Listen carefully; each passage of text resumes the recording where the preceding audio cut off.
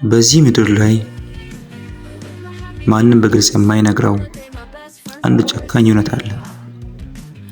ገንዘብ የቁሳቁስ መግዣ ብቻ አይደለም። ገንዘብ ያንተን ወንድነት፣ ክብርህን እና በሰዎች ዘንድ ያለህን ቦታ የሚወስን የዘመኑ ትልቅ የኃይል መለኪያ ነው። ዓለም ስለ ፍቅር፣ ስለ ቅንነት እና ስለ ደግነት በሺዎች የሚቆጠሩ መጽሐፍትን ትጽፋለች። ነገር ግን ኪስህ ባዶ ሲሆን ያ ሕግ ሙሉ በሙሉ ይፈርሳል። ዛሬ እጅግ ማራኪ ስለሆኑ ቪላዎች ወይም ውድ መኪናዎች አናወራ። ዛሬ የምናወራው ማህበረሰቡ አንተ ላይ የጫነውን ስውር የገንዘብ ስነ ልቦና እና ከዜሮ ተነስተህ የራስን የፋይናንስ ምሽግ የምትገነባበትን ምስጢር ነው። ለምንድን ነው ወንድ ልጅ ገንዘብ ሊኖረው የሚገባው? እስቲ ራስሽን ጠይቁ። ለምንድን ነው እኔ ገንዘብ እንዲኖረኝ የሚፈልገው? ምክንያቱም ለወንድ ልጅ የሚሰጠው ፍቅር ሁል ጊዜም ቢሆን ሁኔታዊ ነው ወይም አንኮንዲሽናል ስለሆነ።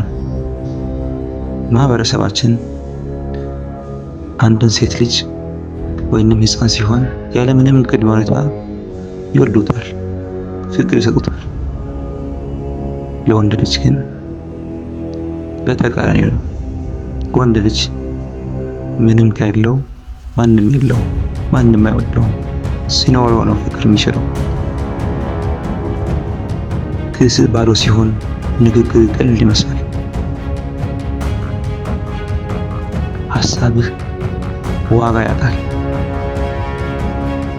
ያንተ ምርጥ ስብዕና የምታየው በገንዘብ ልክ ተመዝነው ነው። ይህን እውነታ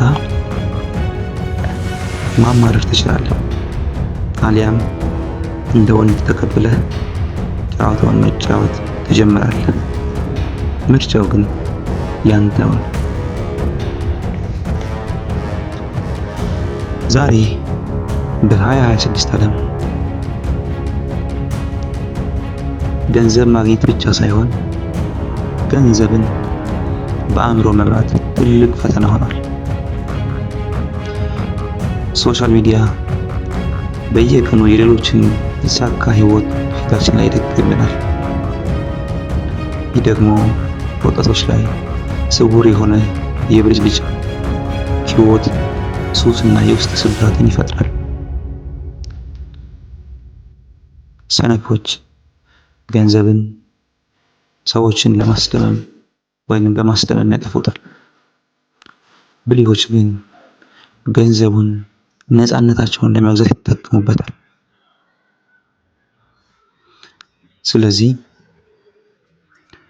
እውነተኛ ሀብት ማለት ውድ ሰዓት ማሰር አይደለም፣ ውድ ልብስ መልበስ አይደለም፣ በውድ ቤት መኖር አይደለም፣ ውድ መኪና መግዛት አይደለም፣ ሰዎችን ማስደመም አይደለም።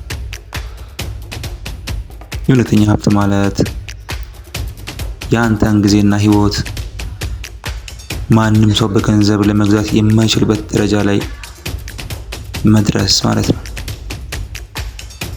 የማንም ባሪያ አለመሆን ነው። ስለዚህ ባሪያ መሆንን አቁም። ገንዘብን ግን ያንተን ባሪያ አድርገው። ታዲያ መነሻህ የትም ይሁን የት ራስን ከዚህ ባዶነት የምታወጣበት ስልት ምንድን ነው?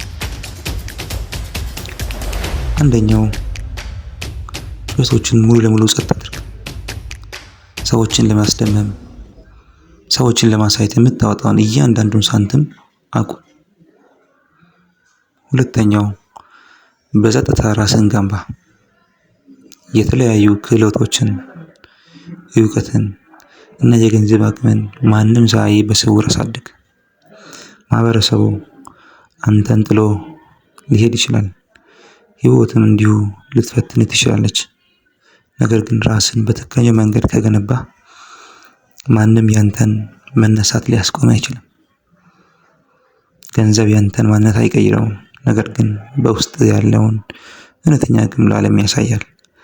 ተነስ፣ በጸጥታ ስራ፣ የራስን ታሪክ ጻፍ። አመሰግናለሁ።